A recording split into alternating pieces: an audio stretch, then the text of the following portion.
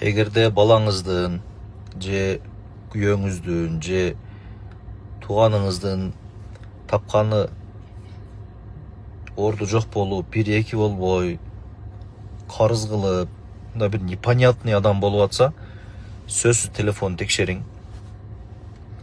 Мен муну факты менен күйгөнүм үчүн олуттуу маселе катары айтып атам. Мен ал сайтты азыр ачык айтсам, балким ал сайт мени сотко берип коюшу мүмкүн, моральный ущерб катары. Унчукпай койсом деле болот. Бирок ушунайынан үйлөрүн сатып атат, ушунайларынан эки үй бүлө ажырашып атат, ушунайларынан ата эне давление болуп өлүп калып атат. Сыртка айта алышпайт.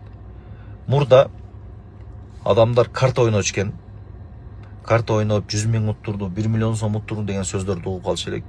Азыр ошонун онлайн форматы Кыргызстанда терең жайылып кетти.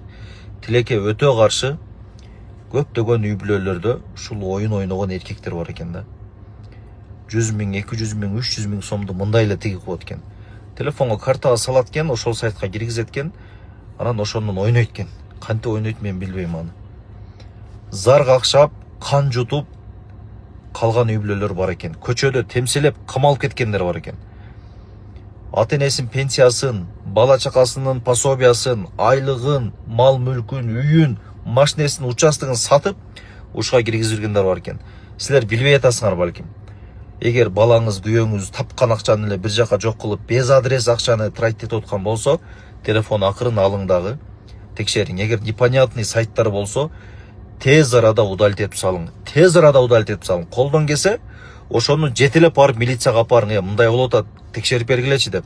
Себеби силердин үйүңөрдө келечектеги бир камала турган, келечектеги бир силерди тукум куруткула турган, келечекте үй бүлөңөрдү жок кылып иштей турган адам жашап атышы мүмкүн. Анткени ал байкуш өзү деле ошол оюнга кирип кетип чыга албай жүрөт.